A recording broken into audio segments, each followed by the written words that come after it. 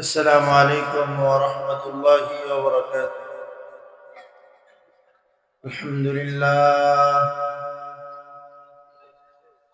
الحمد لله نحمده ونستعينه ونستغفره ونعوذ بالله من شرور أنفسنا ومن سيئات أعمالنا. من يهده الله فلا مضل له ومن يضلله فلا هادي له. ونشهد أن لا إله إلا الله وحده لا شريك له. ونشهد أن سيدنا وسندنا وحبيب ربنا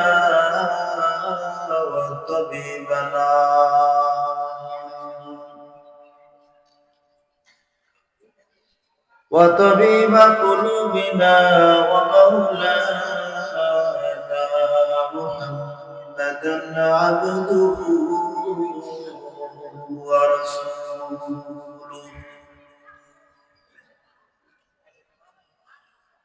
الذي أرسله الله تعالى بالحق بشيرا ونذيرا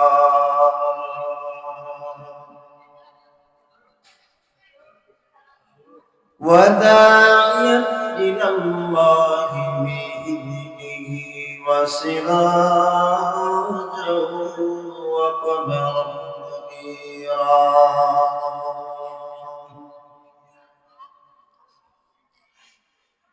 أما بعد فأعوذ بالله من الشيطان الرجيم.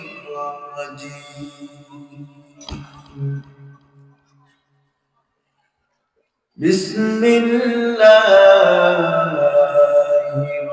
الرحمن الرحيم.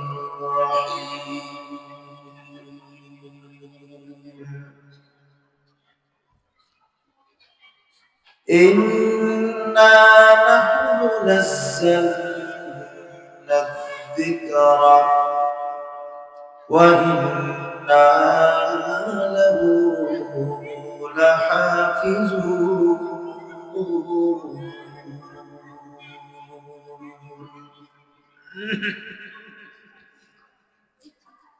وقال النبي صلى الله تعالى عليه وآله وسلم: من قرأ القرآن فاستظهره فأحل حلاله وحرم حرامه أدخله الله الجنة وشفعه في 10 من أهل بيته كلهم قد وجبت له النار،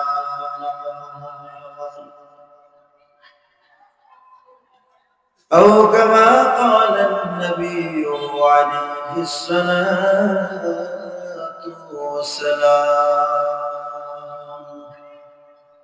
درس اللهم صل على محمد وعلى آل محمد.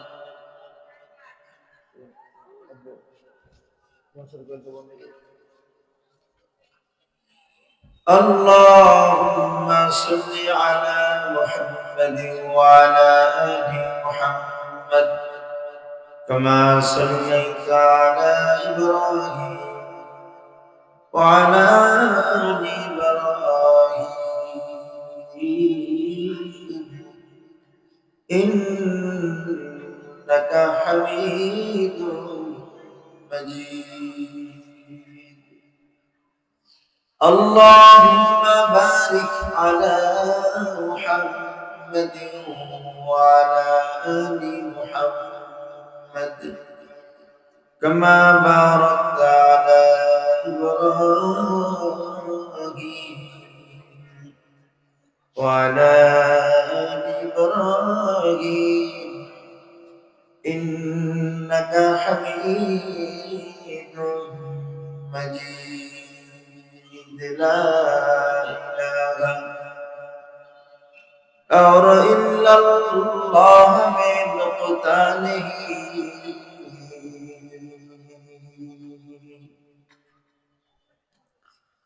لا إله إلا الله من قتاله देखियो क्या रमज़ है कुदरत की इस पैगाम में देखियो क्या रमज़ है कुदरत की इस पैगाम में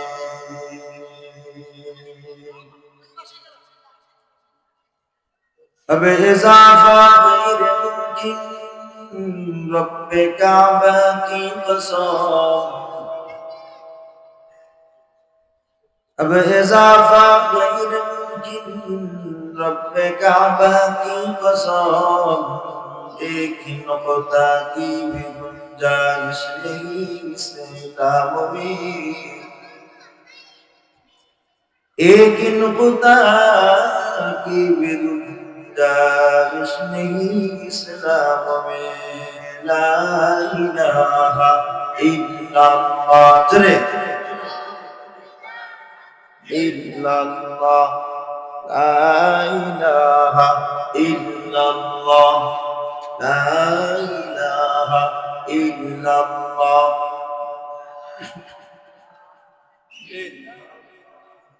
لا إله إلا الله لا إله إلا الله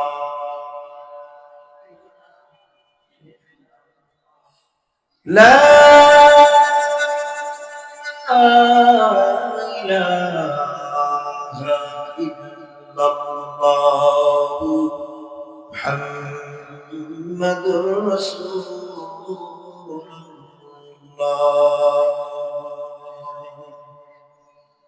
صلى الله تعالى عليه وسلم سبحانك لا علم لنا إلا ما علمتنا إنك أنت العليم الحكيم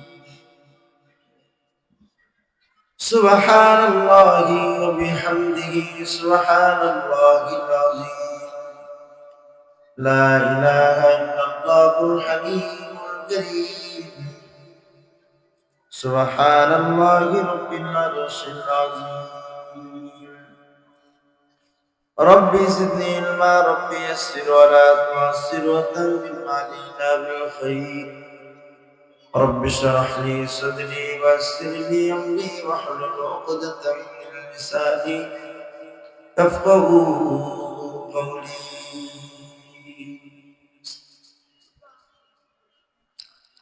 الحمد لله ثم الحمد لله মাদ্রাসাতুল আবরার মিরপুর 12 এর উদ্যোগে আয়োজিত ষষ্ঠ বার্ষিকী আজিম শান ওয়াজ মাহফিলের শেষ অধিবেশনের মুআজ্জাম মুহতারাম সম্মানিত সভাপতি সাহেব উপস্থিত জামানার কর্ণধার যুগের শ্রেষ্ঠ সন্তান উলামায়ে কেরাম তুলাবায়ে আজিজ দূর দূরান্ত থেকে আগত সমবেত দিন প্রিয় ঈমান প্রিয় দিনদার ঈমানদার মুমিন মুসলমান ভাই ও বোনেরা আল্লাহ কারীমের আলিশান দরবারে ওয়াজিস ও অগণিত শুকর ও সুজুদ যে মহান আল্লাহ তাআলা আমাদেরকে দুনিয়ার সমস্ত গুনাহের মজলিস থেকে বাঁচিয়ে হেফাজত করে দয়া আর মেহেরবানি করে একটি জান্নাতি বাগান দ্বীনের মজলিস আলেমদের মজলিস কোরআনে কারীমের নিসবতে আল্লাহ আমাদেরকে মজলিসে যে বসার তৌফিক দান করেছেন এজন্য অন্তর্গহীন থেকে শুকরিয়া আদায় করি সকলের আওয়াজে বলি আলহামদুলিল্লাহ মুহতারাম হাজিরিন অনেক বড় একটা দামি জায়গায় আপনি এখন বসে আছি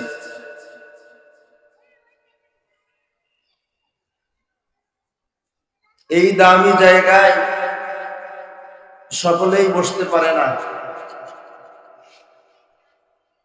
আল্লাহ সবাইকে এই দামি জায়গায় কবুল করে না। আল্লাহ পাক যার মঙ্গল চান সেই একমাত্র এমন দামি জায়গায় বসতে পারে। কারণ এই মজলিস থেকে আমরা অনেক কোরআন হাদিসের জ্ঞান আহরণ করব। আমরা এই মাহফিলের ভিতর থেকে দিনের জ্ঞান অর্জন করব। আর দিনের জ্ঞান আল্লাহ সবাইকেই দেন না। আল্লাহ যার মঙ্গল চান আল্লাহ তাকেই দান করেন।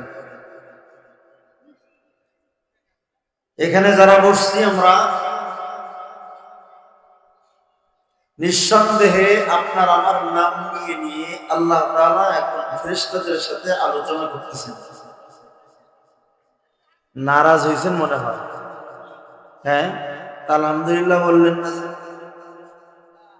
আল্লাহর জবানে আপনার আমার নাম উচ্চারণ হলে এটা কি দুঃখের খবর না খুশির খবর? সুবহানাল্লাহ আলহামদুলিল্লাহ খুশি বললেন। নারাজ হয়েছেন মনে হয়? আল্লাহ আমাদের নাম নিয়ে আলোচনা করতেছে। নারাজ বলেন আলহামদুলিল্লাহ। তো খুশি যে হয়েছেন, খুশির শব্দ দিয়ে বলেন তো আলহামদুলিল্লাহ।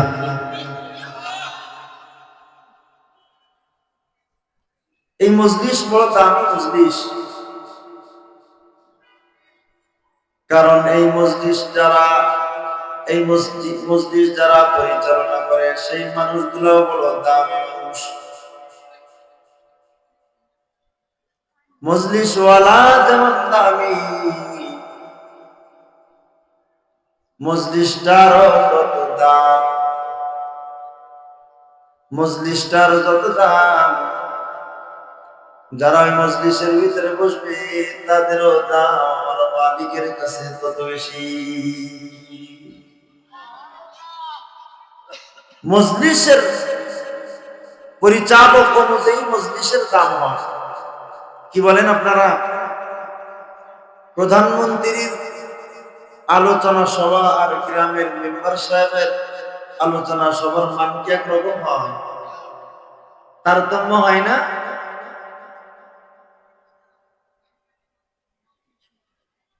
সংসদ ভবনের সংসদীয় আসনের প্রার্থী যারা সংসদে গিয়ে যখন সংসদ অধিবেশন শুরু হয়, আর গ্রামগঞ্জে যে ইউনিয়ন কাউন্সিল অফিসের যখন আলোচনা সভা হয়, পার্লামেন্টের আলোচনা আর কাউন্সিলরের আলোচনার মান কি একরকম হবে? বলেন না একটু। মজলিস অনুযায়ী, মজলিসওয়ালার অনুযায়ী মজলিসের দাম বাড়ে।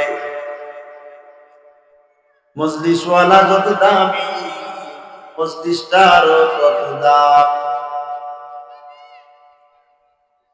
মুহাম্মাদুর রাসূলুল্লাহ সাল্লাল্লাহু আলাইহি ওয়াসাল্লাম জগতের ভিতরে সবথেকে দামি মানুষ।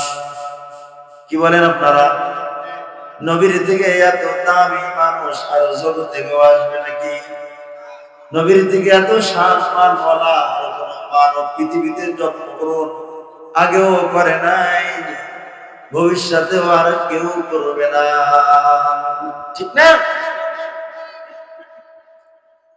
নবী যত দামি, নবীর মজলিসের দামও আমার মালিকের কাছে কত বেশি। নবুয়তি মজলিসের দ্বারা আল্লাহর কাছে মজলিসওয়ালা সাহাবীর মাকাম পাইছে। নবীর মজলিসের দ্বারা সাহাবার মাকাম অর্জন করেছি। নজরে নবুয়তের দ্বারা সাহাবী হয়ে গেছে। একজন আদনা সাহাবীর কত মূল্য তোমরা জানো নাকি? সাহাবী ভাই, বুঝতেছেন আমার কথা আপনারা? নবীর সব থেকে দামি নবীর মজলিস, ওই রকম দামি আর ওই মজলিস ওয়ালারাও কত দামি মালিকের কাছে। নবীর মজলিসের যারা, ওই মজলিসের ভিতরে যারা ঈমানের সাথে আসছে আর ঈমান নিয়ে কবরে গেছে তাদেরকে সাহাবী বলা হয়। সাহাবী কাকে বলা হয়? যে ঈমানের সাথে নবীকে এক নজর দেখেছেন কমপক্ষে, আর ঈমানের সাথে কবরে চলে গেছেন, তাকে বলা হয় সাহাবী। কি বলা হয় বলেন তো একটু সবাই? তাকে বলা হয় সাহাবী। সাহাবী কত মান বলা, কত সম্মান বলা, কত উঁচু মাকাম সাহাবীর জানো? সাহাবীর মাকাম, কুরআন বলে সাহাবীর মাকাম হলো, সাহাবী ওই মহামানবদের নাম যাদের সম্পর্কে আল্লাহ বলে রাদিয়াল্লাহু আনহুম ওয়া রাদুয়ান। ও পয়গম্বর, আপনার সোহবতের বরকতে, আপনার মজলিসের বরকতে, আপনার সোহবতের দ্বারা যারা আফতাব হইছি, আফতাবে নবুয়তের দ্বারা যারা নিজেকে রোশনি বানাইছি, নিজেকে আলো উজ্জ্বল বানাইছি, ওই সাহাবী এমন একজন মহামানবের নাম যার উপরে আমি আল্লাহ রাজি, সাহাবীরাও আমি আল্লাহর উপরে রাজি।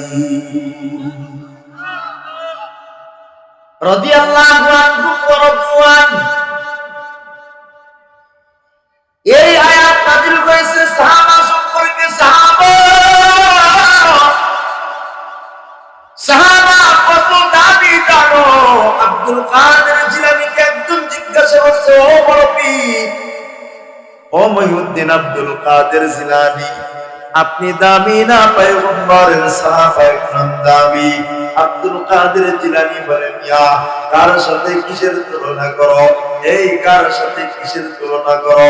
আমি আব্দুল কাদের জিলানী যদি আমার মোকাম আব্দুল কাদের কোটি কোটি আব্দুল কাদের দিয়ে যদি দুনিয়া ভর্তি করে দাও, আর নবীর একজন আদনা সাহাবী,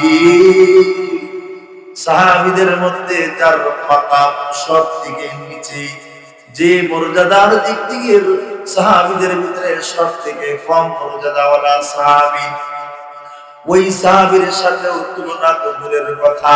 ওই সাহাবী যদি কোন ঘোড়ার উপরে বসে, ওই ঘোড়াটা যদি জিহাদের ময়দানে যায়, জিহাদের ময়দানে ওই সাহাবা বসনেওয়ালা ঘোড়ার চারটা খুরের ভিতরে কোটি কোটি বালুকণা লেগে থাকতে, একটা খুরের কোটি বালুকণা থেকে একটা বালুকণা যদি এক জায়গায় রাখো, আর আমার মতো বড় পীর আব্দুল কাদের জিলানী দিয়ে যদি গোটা দুনিয়া ভর্তি করে ফেলাও, সাহাবী তো দূরের কথা, সাহাবী ঘোড়ার উপরে বসা ঘোড়ার খুরের এক কোনা ধুলার পরিমাণ কোটি আব্দুল কাদের জিলানী দিলেও তার সমান হবে না। এই হলো সাহাবী। আল্লাহর রাসূল বলে, ও আমার উম্মতরা শোনো, ইত্তাকুল্লাহ, আল্লাহ আল্লাহ ফি আসহাবি। প্রতি জুমার খুতবা আপনারা শুনেন না এই হাদিস? আল্লাহ আল্লাহ ফি আসহাবি লা তাত্তাখিযুহুম গরাদাম মিন বাদি ফামান আহাব্বাহুম ফাবিহুব্বি আহাব্বাহুম ওয়া মান আবগাদাহুম ফাবিবুগদি আবগাদাহুম। এই হাদিস শুনেন না? এটা উঠান না, একটু মশার কয়েলটা সরাই গলা নষ্ট হয়ে গেছে, নিভাই দেন।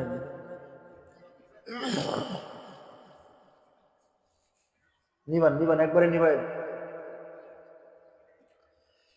রাসূল বলে, আমার সাহাবীর সম্পর্কে, ও আমার একবার দুইবার, একবার না রাসূল দুইবার বলে আল্লাহ আল্লাহ ইত্তাকুল্লাহ ফি আসহাবি। আমার সাহাবী সম্পর্কে, ও উম্মত, তুমি আল্লাহর ভয় করো। আমার সাহাবী সম্পর্কে, ও উম্মত, তুমি আল্লাহকে ভয় করো। রাসূল বলে, ফামান আহাব্বাহু ফাবিহুব্বি আহাব্বাহু। যে সাহাবা একরামকে মহব্বত করে, সাহাবীদেরকে মহব্বত করা মানে আমি রাসূলকেই মহব্বত করা। ওমান আবগাদাহুম ফাবিবুগদি আবগাদাহুম। আর যে সাহাবীর সাথে দুশমনি করে, সাহাবীদের সাথে দুশমনি করা মানে আমি পয়গম্বর মুহাম্মদুর রাসূলুল্লাহর সঙ্গে দুশমনি করা। এই হলো সাহাবীর মাকাম। তাহলে আপনারা বুঝছেন সাহাবী কাকে বলা হয়? যে রাসূলকে ঈমানের সাথে কমপক্ষে এক নজর দেখেছেন আর ঈমানের সাথে কবরে চলে গেছেন, তাকে কি বলা হয়? বলেন না কি বলা হয়? সাহাবীর সাথে দুশমনি স্বয়ং নবীর সঙ্গে দুশমনি, সাহাবীর সাথে মহব্বত স্বয়ং নবীর সাথে মহব্বত।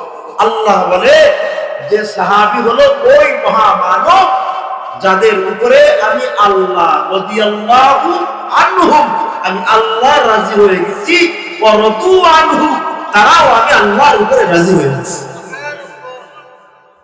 আচ্ছা এবার বলেন, এই যে সাহাবীর মাকাম অর্জন হলো কিসের মাধ্যমে? বলে না দেখুন, সাহাবা একরামদের সাহাবী হয়েছেন কিসের মাধ্যমে? বলেন না। শুধু ঈমানের মাধ্যমে সাহাবী হওয়া যায়? ঈমান তো আপনার আমারও আছে, তো ঈমানের মাধ্যমে কি সাহাবী হওয়া গেছে? কথা কয় না দেখুন, বলেন না। শুধু ঈমানের দ্বারা সাহাবা হওয়া যায় না, ইবাদতের দ্বারা সাহাবা হওয়া যায় না, কোটি কোটি বার হজ করার দ্বারাও সাহাবার মাকাম অর্জন করা যায় না। কোটি টাকা, লক্ষ কোটি কোটি টাকা দান সদকা করলেও, সারাটা জীবন রোজা রাখলেও, সারা জীবন নামাজ আদায় করলেও, সারাটা জীবন কোরআন তেলাওয়াত করলেও, সারাটা রাত্র যদি আপনি সিজদায় পড়ে থাকেন, সারা জীবনও যদি সিজদায় পড়ে থাকেন, ঈমানের সাথে সাহাবী হওয়া যাবে না। সাহাবা হতে গেলে নবীর মজলিস লাগে। কি লাগে বলে? নবীর মজলিস লাগে। নজরে নবুয়তের দ্বারা সাহাবা মাকাম অর্জন হয়। আল্লাহর পয়গম্বর যখন দুনিয়া থেকে বিদায় নিয়ে চলে যাবেন, একদম মরজে মাউতের ভিতরে নবীর পয়গম্বর এখনই ইন্তেকাল করে দুনিয়ার জগৎ থেকে চলে যাইবেন আখিরাতের জগতে। নবী জিন্দা রয়েছেন, জিন্দা নবীর মজলিসের ভিতরে ৮০ বছরের বুড়ানিও যদি কেউ এসে একবার নবীকে দেখে বলে লা ইলাহা ইল্লাল্লাহ মুহাম্মাদুর রাসূলুল্লাহ, আল্লাহর পয়গম্বর শুয়ে আছেন, নবী কোনো ওয়াজও করেন নাই, লম্বা চড়া কোনো বয়ানও করে নাই, শুধু নবী বসে রয়েছেন অথবা রাসূল শুয়ে রয়েছেন। মরজে মাউতের ভিতরে নবীর মৃত্যুর যন্ত্রণা নবীর শুরু হয়ে গেছে। মরজে মাউতের ভিতরে পয়গম্বর, আল্লাহর পয়গম্বরের এমন মৃত্যুর সময়ও ৮০ বছরের শিরকের গুনাহ নিয়েও যদি কেউ নবীর দরবারে আসি, ইসলাম গ্রহণ করার সঙ্গে সঙ্গে ৮০ বছরের গুনাহ মাফ হয়ে মুসলমান হয়ে গেছি। আর ওই মুসলমান শুধু নবীর দিকে একবার তাকাইছে আর বলছে লা ইলাহা ইল্লাল্লাহ। পয়গম্বর দুনিয়া থেকে বিদায় নিয়ে চলে গেলেন, কবরে চলে গেছেন। সাহাবী মনে করেন মারা গেলেন, সঙ্গে সঙ্গে নবীকে দেখছে কয় নজর? বলো বলো বলো বলো, কয় নজর? এক নজরে দেখছি। আর সাহাবী মনে করেন মারা গেলেন, আর নবীকে দেখার সুযোগ হয় নাই, ঈমান আনছেন আর মারা গেছেন, নবীরে এক নজরে দেখছেন আর মরে গেছেন। ওই ব্যক্তিটার নামও সাহাবী। ওই ব্যক্তির নামও কি? সাহাবী। তাহলে মজলিস ওয়ালা যত দামি, মজলিসের দাম তত বেশি। মজলিস ওয়ালা যত মাকাম, মজলিস ওয়ালার যত শান, মজলিসের তত শান। এই জন্য এই মজলিসের দাম কেন জানো? কারণ এই মজলিস ওয়ালারা বড় দামি মানুষ, এই মজলিস ওয়ালারা বড় দামি মানুষ। এই দাম দুনিয়ার কোন মানুষ দেয় নাই, স্বয়ং আসমান ওয়ালা মালিক আল্লাহ এই মজলিস ওয়ালা আলেমদের দাম বাড়ায় দিয়েছি। কি বলেন? এই যে আমি যেখানে বসে আছি, আমি যেই স্থানে বসে আছি, আপনাদের মোল্লা সাহেব আগের পিরিয়ডের ১৭ বছরের এমপি ছিল, কথা হয় না? ওই মোল্লা যদি কয় এই মোল্লা এই আব্দুল্লাহ তুমি এখান থেকে উঠে যাও, এই চেয়ার আমার, দিবেন আপনারা? কতক্ষণ না কেন? এমনকি প্রধানমন্ত্রী স্বয়ং বর্তমানের যিনি প্রধান উপদেষ্টা ডক্টর ইউনূস যদি এসে বলে, আব্দুল্লাহ ভাই এই চেয়ার আপনার না, আপনি এখান থেকে ওঠেন, আমি বসবো, দিবেন না জুতার বাড়ি দিবেন? কতক্ষণ না কেন? হ্যাঁ, কিছু কিছু নেতারা আছে দেখবেন এই মজলিসটা নিয়ে, এই চেয়ারটা নিয়ে টানাটানি করতে চায়। হুজুর এইটা আওয়াজ করলেন কেন, এটা করা যাবে না, ওইটা করলেন কেন, এটা করা যাবে না, এমনি বলেন অমনি বলেন। হুজুর বেচারাও মাহফিলের ভিতরে চুপচাপ সহ্য করে, কিন্তু এই মজলিসের ভিতরে যারা কোরআন ওয়ালা, ওরা নেতারে ছাড়ে না, জুতা দিয়ে নেতারে শিক্ষা দেয়, ঠিক কিনা? কারণ এই চেয়ারটা রাসূলের চেয়ার, এই চেয়ারটা দুনিয়াদারদের চেয়ার না। প্রধান উপদেষ্টা যদি এখন আসে, উনার জন্য একটা চেয়ার এখানে সজ্জিত করা হবে, কিন্তু এই চেয়ার আল্লাহর রাসূল তারে দেয় নাই। এই চেয়ারটা দিয়েছেন আল উলামা ওয়ারাসাতুল আম্বিয়া, যারা আলেম হবে, কোরআন শিখবে, হাদিস শিখবে, কোরআনের জ্ঞান অর্জন করবে। রাসূল বলে ওটা প্রধান উপদেষ্টা হওয়া লাগবে না, ওটা এই ইস্টার্ন হাউজিং এর ভিতরে যারা রিকশা চালায়, ওই রিকশা চালকের সন্তান যদি এই কোরআন পড়ে আর কোরআনের জ্ঞান অর্জন করে, রাসূল বলে প্রধান উপদেষ্টা হওয়ার দরকার নাই। রিকশাওয়ালার সন্তান হইলেও আমি নবী তারা আমার সন্তান পরিচয় দিয়ে আমি তাকে আমার চেয়ারে বসায় গেলাম। এই মজলিস ওলামা দামি, এজন্য এই মজলিসের দাম বেশি। স্বয়ং এই দামটা নবীজি দিয়েছেন। আল উলামা ওয়ারাসাতুল আম্বিয়া ওয়া ইন্নাল আম্বিয়া লা ইউওয়ারিসুনা দিনারা ওয়ালা দিরহামা। কোন নবীরা দুনিয়াতে একটা টাকা পয়সা ধন দৌলতের মালিকানা সন্তানদেরকে বানায়া যায় নাই। বাল ওয়ারাসুল মা, নবীরা দুনিয়া থেকে চলে গেছেন তো উনাদের সন্তানদের কে উনারা ইলমের ওয়ারিস বানায় গেছেন, ইলমের ওয়ারিস বানায় গেছেন। এজন্য আল্লামা যাকারিয়া কানদরী রাহমাতুল্লাহি আলাইহি বলেন, আসহাবুল হাদিস হুম আন-নবী ওয়া ইল্লাম ইউসিবু নাফসাহু আনফুসুহু সাহিবুন। যারা হাদিসের ছাত্র হয়, কোরআনের ছাত্র হয়, কোরআন বলা হয়, হাদিস বলা হয়, আসহাবুল হাদিস, যারা হাদিস ওয়ালা, হাদিসের ছাত্র হয়, হুম আলুন নবী, তারা স্বয়ং পয়গম্বর মুহাম্মদুর রাসূলুল্লাহর বংশধর হয়,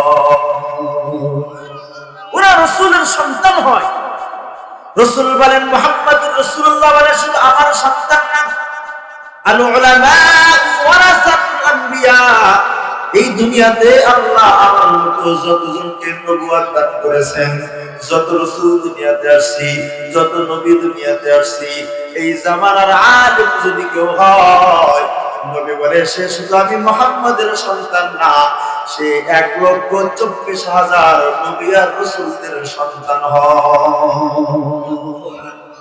শুধু আমি নবী মুহাম্মদের সন্তান না, ওটা ইস্টার্ন হাউজিং এর প্রবারের রিকশাওয়ালার সন্তান হলেও ও শুধু আমি মুহাম্মদের সন্তান না, ওটা 1,24,000 নবী আর রাসূলদের সন্তানের মান অর্জন করে। সুবহানাল্লাহ, জোরে করে কও। তাহলে বলেন তো দেখি, এই মজলিস ওয়ালাদের দাম বাড়াইছেন স্বয়ং নবী, কে বাড়াইছেন? জোরে বলেন কে? রাসূল বাড়াইছেন। আল্লাহ রাব্বুল আলামিন বলে শুধু আমার নবী না, এই মজলিস ওয়ালাদের দাম স্বয়ং আমি আসমান ওয়ালা মালিক আল্লাহ বাড়ায় দিছি। ইয়ারফাইল্লাহু আল্লাযীনা আমানু মিনকুম ওয়াল্লাযীনা উতুল ইলমা দারাজাত।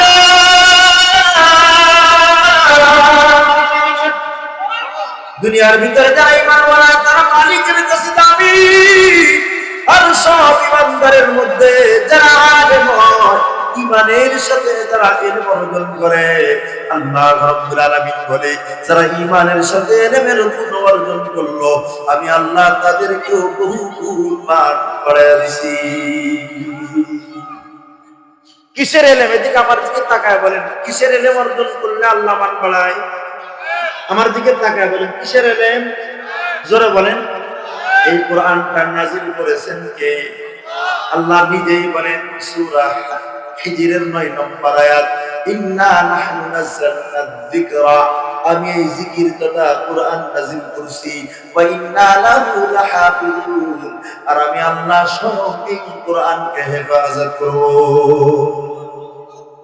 কোরআন নাযিল করেছেন কে? আমার দিকে তাকান সবাই, আমার দিকে তাকান। কোরআন কে নাযিল করেছেন?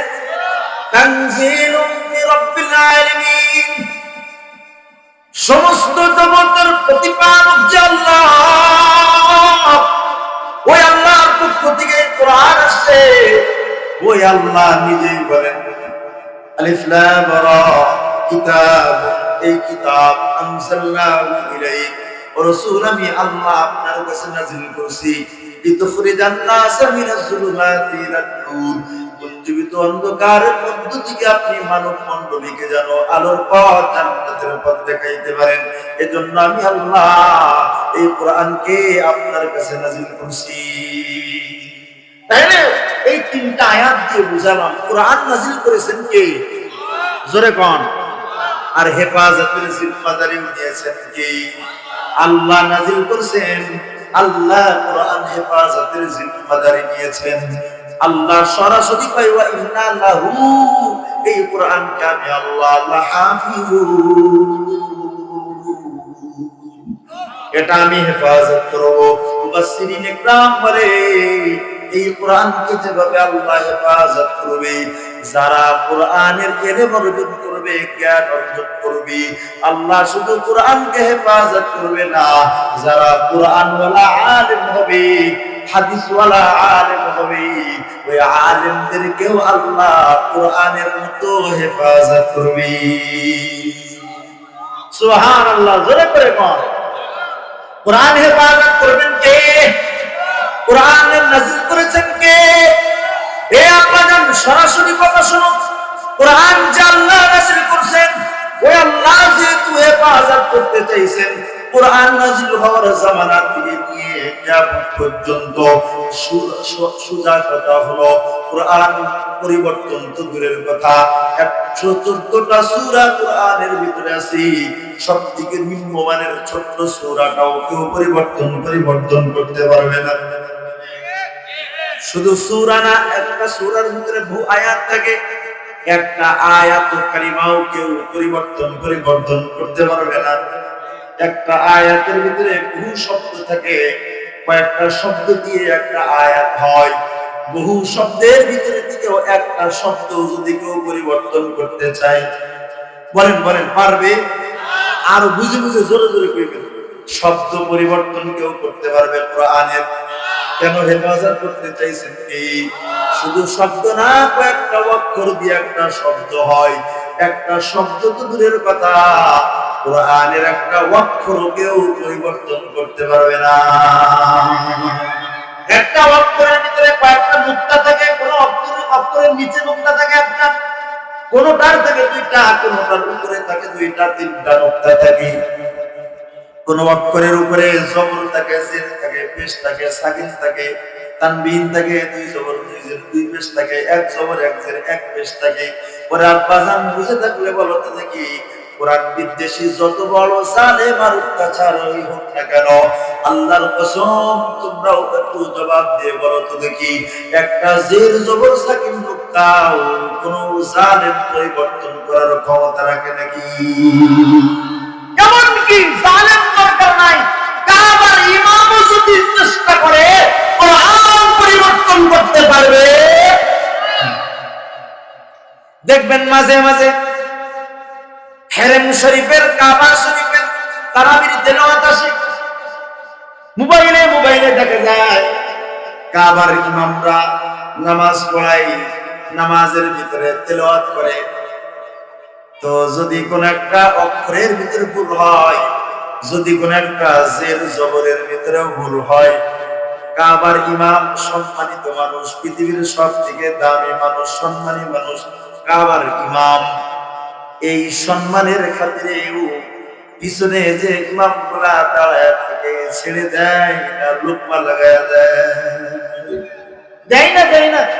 আরে ভাই বলো না, দেয় না? আমি গাজীপুর থেকে কষ্ট করে আসছি, বলেন তো দেখি, আমি একটা ইচ্ছা দিয়ে তোমায় ভুল করলাম, আপনারা ছেড়ে দিবেন আমাকে? বলেন না। যাদের শুধু সূরা ফাতিহা মুখস্থ আছে, দেখেন তো আমার ভুল হয় কিনা কোন জায়গায়, আর আপনি ঠিক করতে চান কিনা দেখেন তো। আলহামদুলিল্লাহি রাব্বিল আলামিন। হ্যাঁ, এই যে মিয়া এত কষ্ট করে গাজীপুর থেকে আসছে, আমি একটু পড়ি না, মানবেন আপনারা? যদি জোর করে কেউ মাথা ঝুলায়, বুঝে বলো, মানবেন কেউ রব্বাল আলামিন বললে? যদি ইচ্ছাকৃত বলে যে নাকি রব্বাল আলামিনই করতে হবে, মানবে? যে কিরাত প্রসিদ্ধ ওই কিরাতেরটাই আপনাদের কাছে, এটা না মানলে সারা জীবন সুদ খাইছে, ঘুষ খাইছে, নামাজ পড়ে নাই, জীবনে কোনোদিন সন্ত্রাসী করছে, মাত্র 40 দিনের এক চিল্লায় দিয়ে এসে এখন ইমাম সাহেবের সূরা ফাতিহা ভুল লাগায় দেয়। আছে না এমন কিছু? কথা হয় না, ছাড় দেয় না, ছাড় দেয় না, কেউ ছাড় দিতে চায় না, কারণ কোরআন হেফাজতের জিম্মাদারি কে নিয়েছেন? জোরে কও। হ্যাঁ, আল্লাহ নিয়েছেন। এই কোরআনের ভিতরে কোন ব্যক্তি যদি গায়ের জোর দিয়া পরিবর্তন করতে চায়, মানুষ তারে পরিবর্তন করে দিবে, কোরআন পরিবর্তন করতে দিবে না। ঠিক কি না বলো? এই কোরআন হেফাজত করেছেন কে? এটা বুঝছেন আপনারা? কথা হয় না। কোরআন তাহলে যেভাবে নাজিল হয়েছিল আছে না গেছে গা? জোরে কোন হেফাজত কে করেছেন?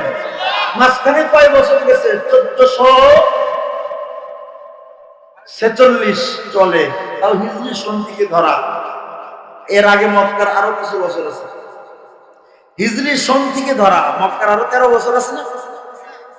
তাহলে প্রায় 1450 বছর চলে গেছে। ও আব্বা জান বুঝে থাকলে বলো তো দেখি, আল্লাহ কোরআন নাযিল করে হেফাজতের জিম্মাদারি আমার আল্লাহ নিয়েছেন। আল্লাহ যে জিম্মাদারি নিয়েছেন, আপনারাও বুঝে থাকলে বলেন তো দেখি, কোরআনের ভিতরে কোনো পরিবর্তন হয়েছে না, নাকি আল্লাহ যেভাবে নাযিল করেছিল সেইভাবে আছে? আছে না নাই? আছে আছে।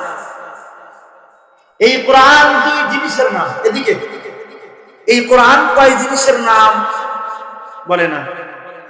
দুই জিনিসকে কোরআন বলা হয়। কয় জিনিসকে? এক নাম্বার, নুরুল আনোয়ার কিতাবুল্লাহর ভিতরে, নুরুল আনোয়ারের ভিতরে লিখছে কোরআন হলো, এই যে কোরআনের ভিতরে যত শব্দ আছে, আলহামদুলিল্লাহি রাব্বিল আলামিন, এই আয়াত হইছে কয় শব্দের দ্বারা? জোরে কও না কেন? আমার আঙ্গুলের দিকে তাকায় এখন, আলহামদুলিল্লাহি রাব্বিল আলামিন কয় শব্দ? 4 শব্দ। এই শব্দগুলোর নাম কি? কোরআন। আমি কি বললাম এখানে? হিন্দুদের মহাভারত পড়ছি, বাইবেল পড়ছি, কথা কন না কেন? কি পড়ছি? এটা কন না কেন আপনারা? শব্দমালার নাম কোরআন। কোরআনের যতগুলো শব্দ আছে, এই শব্দগুলোর নাম কি? বলেন না একটু জোরে করে বল। কোরআন। তাহলে আলহামদুলিল্লাহি রাব্বিল আলামিন সূরা ফাতিহার প্রথম আয়াতের ভিতরে 4টা শব্দ, এই 4টা শব্দের নামই কোরআন। কি জোরে বলেন? আব্বা একটু বুঝে বুঝে শোনো। এই 4টা শব্দের নাম যেমন কোরআন, এই 4টা শব্দের একটা অর্থ আছে, ওই অর্থটার নামও কোরআন, ওই অর্থটার নামও কোরআন।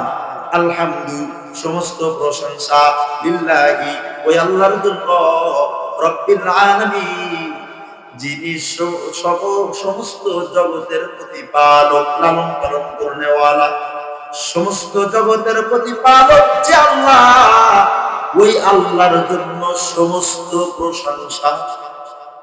প্রশংসা সবই কেবল তোমারই, রব্বুল আলামিন, দয়ালু মেহেরবান করুণা গফুরান, আর কেউ নাই তুমি মালিক, শেষ বিচারের দিন, শেষ বিচারের দিন।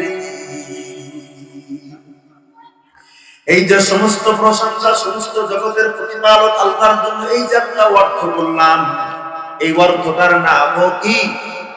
বলো আব্বা, কও তো, জোরে করে কও। তাহলে কোরআন কয় জিনিসের নাম হলো? দুই আঙ্গুল উঁচা করে কম তো। এতদিন শুধু কোরআন দেখছেন আর কোরআনের নাম শুনছেন, এখন বলেন কোরআন কয় জিনিসের নাম? হাত উঁচা করো, দুই আঙ্গুল উঁচা করো। কয় জিনিসের নাম? এক হলো শব্দমালার নাম কোরআন, অর্থের নাম কোরআন। বলেন কয় জিনিসের নাম? দুই জিনিস। কোরআনের একটা শব্দের ভিতরে, একটা অক্ষরের জবরের ভিতরে, জেরের ভিতরে আমি ভুল করছি, আপনারা বলছেন ভুল। বলেন না, বলেন নাই? আলহামদুলিল্লাহি রাব্বিল আলামিন বলছে, আপনারা বলছেন রব্বাল আলামিন বলছে, আপনারা বলছেন ভুল। মানে হুজুর আপনার শব্দ উচ্চারণ ঠিক হয় নাই, রব্বিল বলেন, ঠিক না? কথা বলেন না কেন? হাফেজ সাহেব এই রমজান আসতেছে, সারাদিন মেহনত করে করে 10 পৃষ্ঠা ঠিক করে সামনে দাঁড়াইছে, তারাবি পড়াইতে পড়াইতে শরীর ঘর্মক্ত হয়ে গেছে, জামা কাপড় সব ভিজে গেছে। এখন যদি একটা আয়াত রেখে যায়, পিছনের হাফেজ সাহেব কি খাতির করে? একটা শব্দে ভুল করলে খাতির করে, একটা অক্ষরে ভুল করলে খাতির করে। এই যে মাদ্রাসাতুল আবরার, একটা ছেলে এই শব্দগুলা মুখস্থ করে হেফজখানার ভিতরে বসে বসে। হেফজখানা আছে না? হেফজখানার ভিতরে শব্দ মুখস্থ করে, শুধু অর্থ না, অর্থ মুখস্থ করে মাওলানার লাইনে। এই শব্দ মুখস্থ করে হেফজখানায়। কেমনে মুখস্থ করে একটু কাইফিয়তটা শুনে।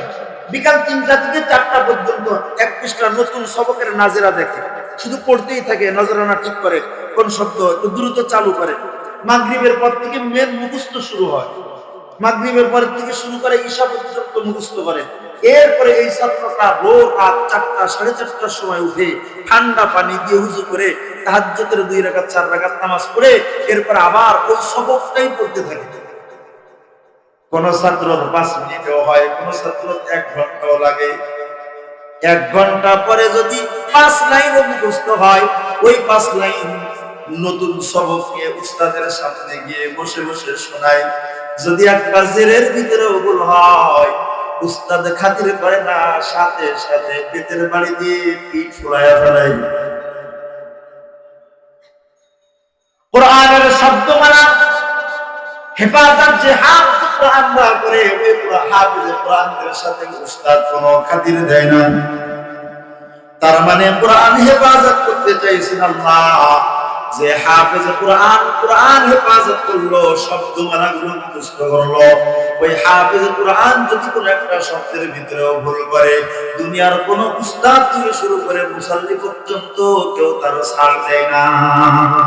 ঠিক কিনা বলেন?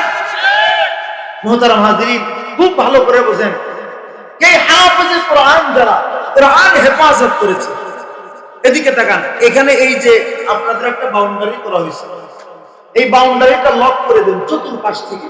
এখানে আমরা যে কয়জন লোক আছি, এই একজন হাফেজ কোরআন, সে শব্দমালা এমন ভাবে আত্মস্থ করছে, কেমন ভাবে মুখস্থ করছে, কেমন ভাবে এই দিলের ভিতরে এই কোরআনকে সংরক্ষণ হেফাজত করেছে। এখানে লক করে দেন চতুর্পাশে। আসেন আপনি আমি আমার নেতৃত্বে নাউজুবিল্লাহ কিছু সময়ের জন্য বলি, এই কোরআনটা মনে করেন আপনি জ্বালায় দিলাম,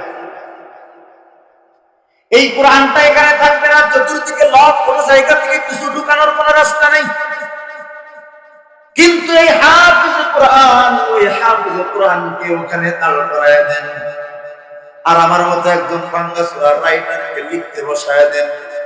ওই হাফেজ কোরআন সূরাতুল ফাতিহা মাক্কিয়া বিসমিল্লাহির রহমানির রহিম বলে শুরু করবে, আলহামদুলিল্লাহি রাব্বিল আলামিন। সূরা ফাতিহা শেষ করবে ওয়ালা দাল্লিন বলে, আবার সূরাতুল বাকারা মাদানিয়া শুরু করবে, আলিফ লাম মিম যালিকাল কিতাবু লা রাইবা ফি। শুরু করতে করতে করতে করতে করতে করতে করতে করতে করতে 2 পারা 2.5 পারা শেষ হবে। সূরা বাকারার শেষ করবে ফানসুরনা আল কওমিল কাফিরিন।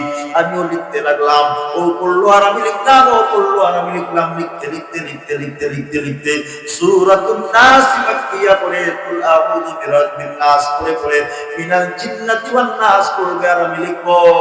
এখানে কেউ আপনারা বাহির থেকে আর একটাও কোরআন দেন নাই, ওই হাফেজ কোরআন দাঁড়ায় পড়ছে আর আমি লিখছি।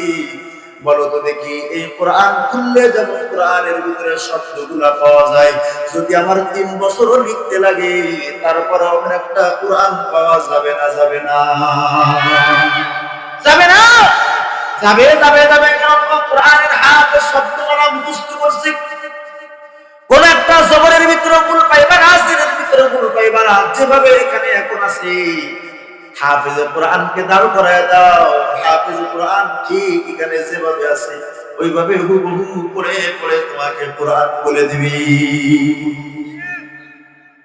এই যে হাফেজে কোরআনের সিনার ভিতরে কোরআন হেফাজত করেছেন কে? বাংলাদেশের একজন হিন্দু গায়ক আছে, গায়ক গান গায়, টুকুল কুমার বিশ্বাস। দেখবা কোরআন নিয়ে একটা গান বানাইছি, দুনিয়ায় যত বইয়ের দোকান আছে সব বইয়ের দোকান যদি জ্বালায় দাও আর কোন বই তোমরা খুঁজে পাইবা না, কিন্তু দুনিয়ার সব দোকান দিয়ে যদি কোরআন জ্বালায় দাও শেষ হবে না আল কোরআন। ঠিক কিনা? কোরআনের হেফাজতের জিম্মাদারি নিয়েছেন কে? আল্লাহ হেফাজতের জিম্মাদারি নিয়েছেন।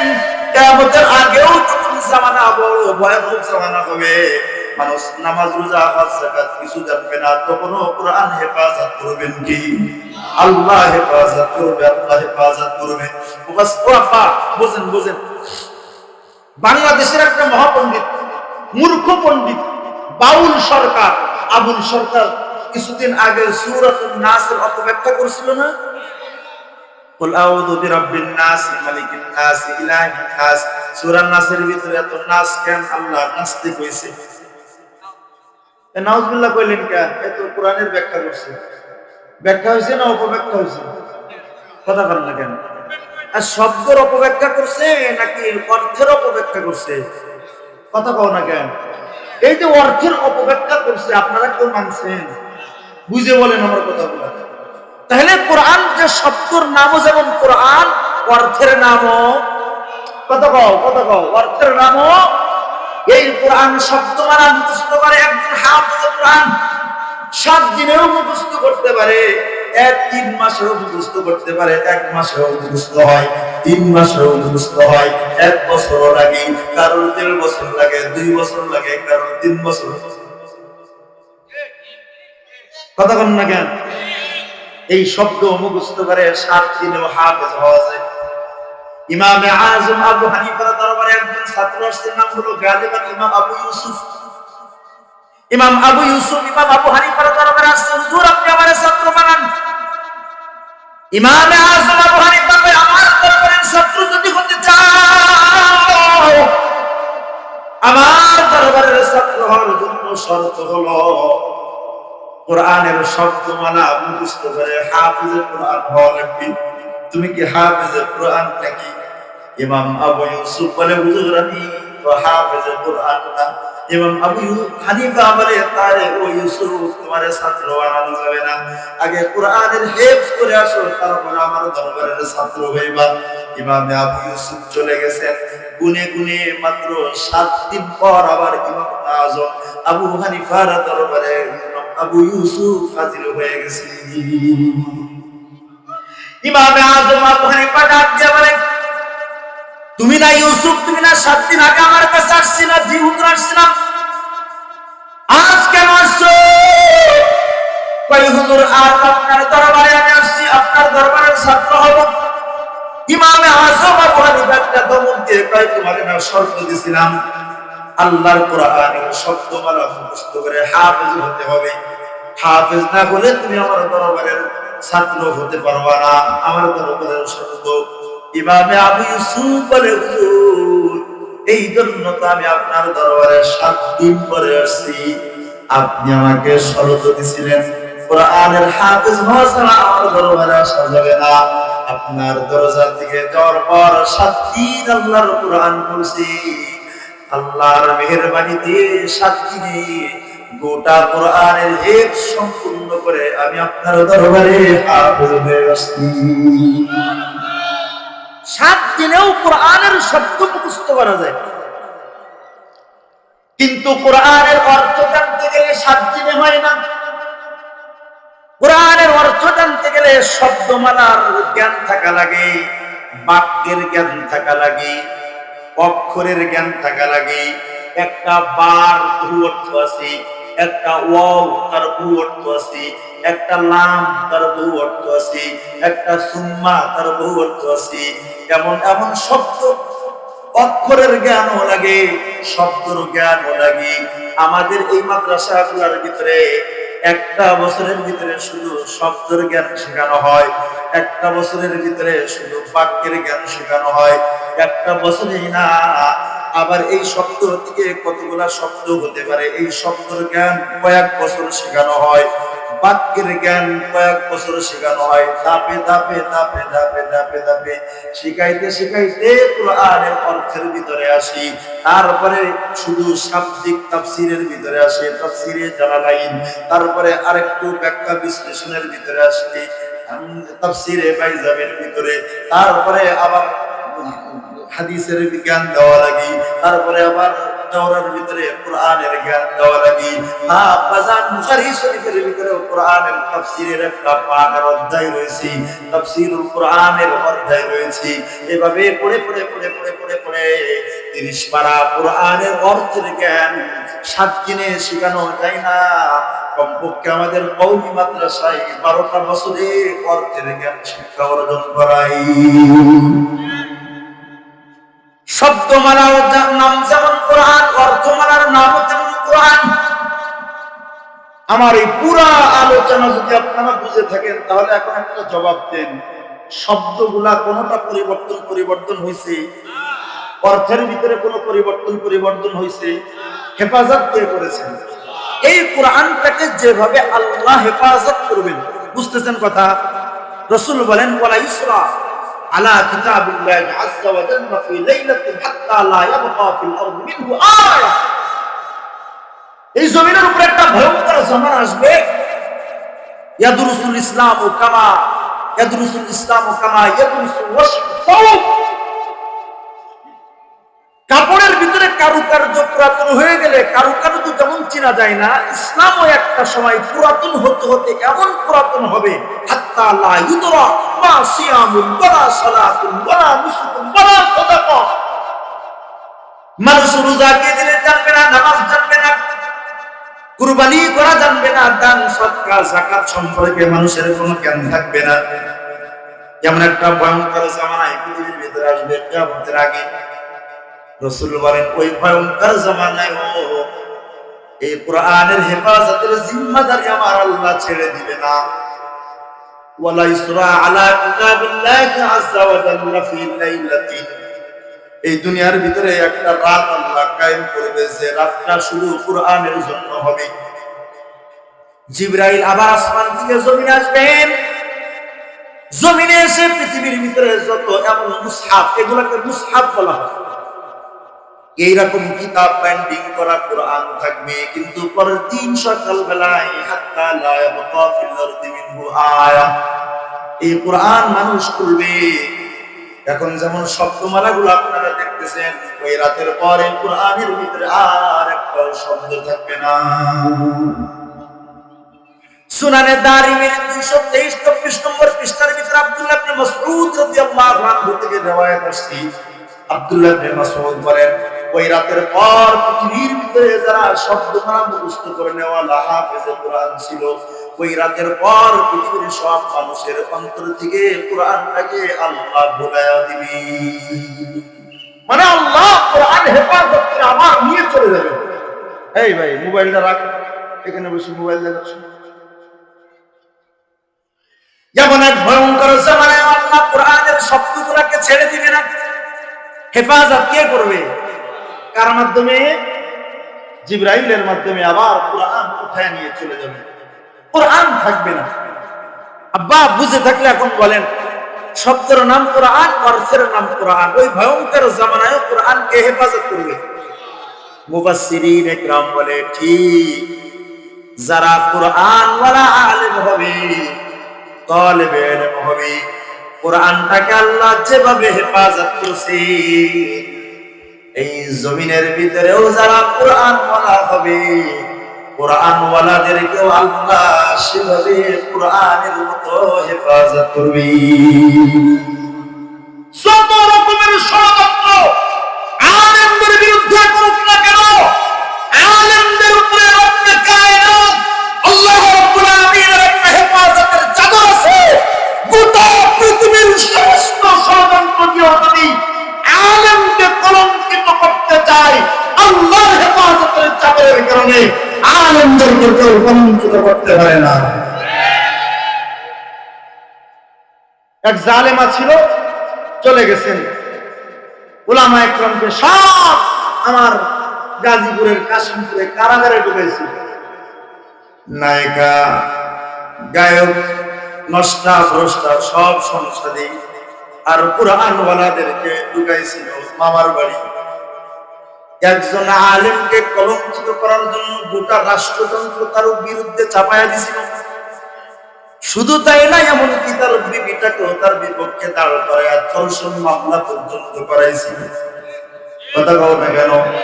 কিন্তু রে আব্বাজান, পয়গম্বর ইউসুফ আলাইহিস সালাতু ওয়াস সালাম তো আল্লাহ পাকের নবী। নবীদের উপরে যেমন আল্লাহ হেফাজতের চাদরকে আটকায় রাখছে, দুনিয়ার জুলাইখা তার জিন্দেগীর ভিতরে কোনো কালিমা লেখন করতে পারে নাই। একজন কোরআন ওয়ালা আলিমের বিরুদ্ধে গোটা রাষ্ট্রযন্ত্র, সমস্ত মিডিয়া, হলুদ মিডিয়া, যত রকমের বাহিনী আছে, দেশি বিদেশি সব রকমের অপপ্রচার দিয়েও ওই একজন আলিমের জিন্দেগীর ভিতরেও তারা জিনার দাগ লাগাতে পারে না। ঠিক কিনা বলো না? আলিমদেরকে হেফাজত করেন কে? মুফাসসিরিন ইকরাম বলছে, আমার কথা না, বাস্তব একটা উদাহরণ পেশ করলাম আমি আপনাদের সামনে। মুফাসসিরিন ইকরাম বলে, কোরআনের অর্থ যেমন আল্লাহ হেফাজত করে, শব্দগুলোকেও যেমন আল্লাহ হেফাজত করে, যারা কোরআন ওয়ালা আলেম হয় ওই আলেমদেরকে আল্লাহ হেফাজত করে। দুনিয়ার ভিতরেও করবেন, করেন আখিরাতের ভিতরেও করবেন। বলেন তো আখিরাতের প্রথম মঞ্জিলের নাম কি? কও কও, আখিরাতের প্রথম ঘাটের নাম কি? কোরআন ওয়ালা, কোরআন ওয়ালা, কোরআন ওয়ালা। সহিহাইনের ভিতরে আসছে, হাদিসের ভিতরে আসছে, ইদা উদিয়াল মাইয়িতু ফি কবরিহি জাআল কুরআনু ইনদা রাসিহি। দেখো, তুমি যদি কোরআন ওয়ালা হও, আল্লাহ তোমাকে হেফাজতের চাদর দিয়ে আখিরাতের জগতের ভিতরেও আল্লাহ হেফাজত করবে। দুনিয়াতে তো করবে, আখিরাতেরও। আরে বলো না, বলো, বুঝেন না আমার কথা? ওয়াজ বুঝেন আপনারা? যারা কোরআন ওয়ালা হয়, কোরআনের মতো আল্লাহ তাদেরকেও হেফাজত করবে। আখিরাতের প্রথম ঘাটের নাম কবর। ইদা উদিয়াল মাইয়িতু ফি কবরিহি, মাইয়িতকে যখন কবরের ভিতরে রাখবা, জাল কোরআন ইনদা রাসি, এই কোরআন মাইয়িতের মাথার কাছে গিয়ে বসে থাকবে। ওয়াসসালাতু আন ইয়ামিনি ওয়াসসিয়ামু আন শিমালি ওয়াসাইরুল আমামি মিন রিজলিহি আও কামা ক্বালাত নবী আলাইহিস সালাতু ওয়াস সালাম। নবী বলেন, কোরআনটা মাইয়িতের মাথার কাছে থাকবে, ডান পাশে নামাজ, বাম পাশে রোজা, আর সমস্ত নেক আমলগুলো তার পায়ের কাছে থাকবে। কোরআন কই থাকবে? কও না, কও না। মুনকার নাকির ফেরেশতা কবরের সর্বপ্রথম আসবে কোন দিক থেকে? এই মাথার কাছ দিয়ে আসবে। মুনকার নাকির ফেরেশতা যখন মাইয়িতের কাছে মাথার দিক দিয়ে ঢুকবে, ওই জায়গায় কি আছে? কথা কও না। কোরআন আছে, কোরআন, কোরআন, কোরআন। কোরআন ডাক দিয়ে বলবে, ও মুনকার নাকির ফেরেশতা, কেন শুনতে পারে? বলবে, কবরে আসছি আমরা তিনটা প্রশ্ন সওয়ালের জন্য আসছি। কি কি সওয়াল আমি কোরআনকে করো? এই যে মাইয়িত কবরে শুয়ে আছে, সে আমার বন্ধু, ও মাদ্রাসাতুল আবরারের ভিতরে পড়তো, ইস্টার্ন হাউজিং এর ভিতরে কত দলির দুলালিরা রাত্রবেলায় ঘুমায়, সকাল 10টায় উঠতো, কিন্তু কিন্তু মাদ্রাসার ভিতরে যে আমার বন্ধু আমারে পড়তো, আমি কোরআন আমার বন্ধুকে রাত্রে ঘুমাইতে দেই নাই। রাত 10:30টায় আমার বন্ধু বিছানায় ঘুমায় যাইত, আমি কোরআন আমার বন্ধুকে আমার রাত্রে 4টার সময় জাগায় দিতাম। আমার বন্ধুর যদি একটু ঘুম বেশি আসতো, আমার বন্ধুর যে উস্তাদ ছিল, উস্তাদ পিছন থেকে এসে ভিতরে লাঠি দিয়া ঘুম ভাঙায় দিত। আমি কোরআনের জন্য আমার বন্ধুরে আমি দুনিয়ায় ঘুমাইতে দেই নাই। আমার বন্ধু হাফেজে কোরআন হয়ে আজকে কবরে আসছে, কবরে। আমার বন্ধু যেহেতু আমি তারে দুনিয়াতে ঘুমাইতে দেই নাই, আজ যেহেতু আমার বন্ধু কবরে ঘুমায় আসছি, ওরে ফেরেশতা দয় আমার বন্ধুরে ডাকবি না, ওদের যত প্রশ্ন আছে আমি কোরআনকে কর, আমার বন্ধুর পক্ষ দিয়ে আমি কোরআন সব জবাব দিয়ে দিব। মাইয়াতকে কবরের ভিতরে হেফাজত করলো আল্লাহ কিসের মাধ্যমে? জোরে পাও। মুফাসসিরিন একরাম বলে কোরআনকে আল্লাহ যেমন হেফাজত করবে, কোরআন ওয়ালাকে আল্লাহ হেফাজত করবে।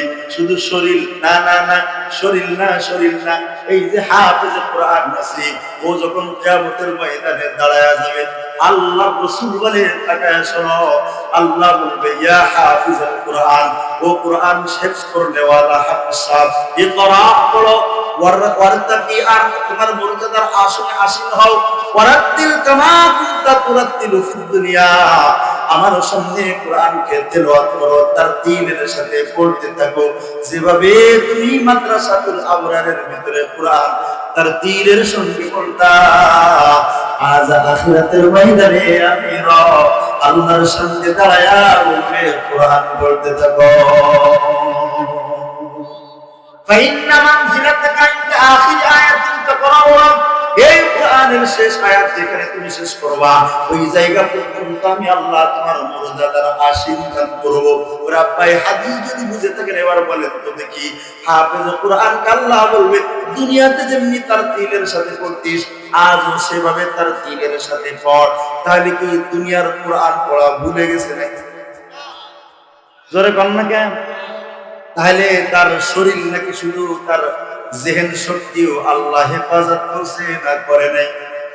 2 নম্বর আরেকটা দলিল শোনো, আল্লাহ রাসূল বলে মান ক্বারাআল কুরআন ফাস্তাযহারাহু ফাআহাল্লা হালালাহু ওয়া হাররামা হারামাহু আদখালাহুল্লাহু বিল জান্নাহ। এই কোরআন যে পড়বে ফাস্তাযহারাহু, আর কোরআনকে হিফজ করলো, মুখস্থ করলো, ধারণ করলো, কোরআনের শব্দমালা মুখস্থ করলো, ফাআহাল্লা হালালাহু ওয়া হাররামা হারামাহু, আর ওই হাফেজ যদি কোরআনের সব হারামগুলা মেনে জীবন চালায়, হালালগুলা নিজে আমল করে জীবন চালায়, মরবে মরবে মরবে। একটা স্পেশাল সুবহানাল্লাহ বলবেন তো? হ্যাঁ, রেডি থাকে, রেডি থাকে।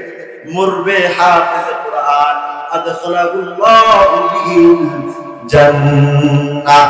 রাসূল বলে আল্লাহ মরার সঙ্গে সঙ্গে তারে জান্নাত দিয়া দিবি। 2 নাম্বার ওয়াসাফাহু ফি আশরাতিন মিন আহলি বাইতিহি কুল্লুহুম ক্বাদ ওয়াজাবাত লাহুম নার। এই হাদিসের দ্বিতীয় অংশটা বোঝার জন্য কোরআনের আরো 4-5টা আয়াত বোঝা লাগবে। সূরা আবাসার ভিতরে আল্লাহ পাক বলেন ইয়াউমা ইয়াফিরুল মারউ মিন আখিহি ওয়া উম্মিহি ওয়া আবিহি ওয়া সাহিবাতিহি ওয়া বানিহি। আমার দিকে তাকান, আমার দিকে তাকায় শুনুন।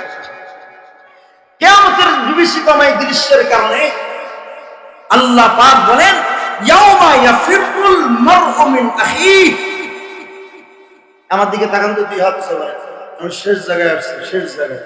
এখন যদি না শুনেন তাহলে আমার এই চিল্লানোটা একদম বৃথা হবে। মনোযোগ আছে তো? আমার দিকে তাকান একটু। আল্লাহ বলেন কিয়ামতের ময়দানে, কিয়ামতের বিভীষিকাময় দৃশ্য দেখে মানুষরা ওয়াতারান নাস সুকারা ওয়া মা হুম বিসুকারা, উন্মাদের মতো পাগল হয়ে যাবে। ইয়াউমা তারাউনাহা তাযাহারুল মুরজাতিন আন্নার দাত, দুগ্ধ দানকারী মা তার দুগ্ধপুষ্য সন্তানের দুধ পানের কথা ভুলে যাবে। ওয়া তাদাউ কুল্লু যাতি হামলিন হামলাহা, গর্ভবতীর মার গর্ভপাত হয়ে যাবে, টের পাবে না।